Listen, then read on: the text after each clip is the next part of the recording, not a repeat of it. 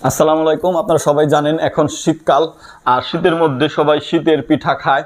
শীতের একটা গ্রাম অঞ্চলে, ইভেন ঢাকা থেকে গ্রামে চলে আসে পিঠা খাওয়ার জন্য। আর গ্রামের তো কোনো কথাই নাই, সবার বাসায় পিঠা তৈরি করে। আর আমি যে কারণে এই ভিডিওটা আমার করা, সেটা হচ্ছে আমি আপনাদের কাছে হাত ধরে অনুরোধ করছি, যদি লাগে ওইটাও ধরবো নিচে।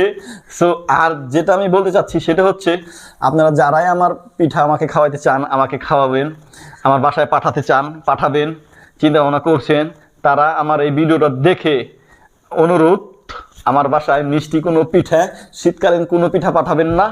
যদি মনে চায় আপনাদের ভালো চাউলের, আপনারা পোলাও, মাংস, রোস্ট, বিরিয়ানি, তেহারি, তারপরে এইসব জাতীয় খাবারগুলো আপনি আমার জন্য পাঠাইতে পারেন যদি খাওয়ানোর ইচ্ছা থাকে। আদারওয়াইজ আপনারা মিষ্টি কোনো খাবার আমার জন্য পাঠায়েন না, কারণ আমি মিষ্টি খাবার খাই না, আমার পছন্দ না। আমার খুব পছন্দ পোলাও, রাইস আইটেমগুলো। সো ওই আইটেম, তেহারি, কাচ্চি, বিরিয়ানি, এগুলো পাঠাবেন।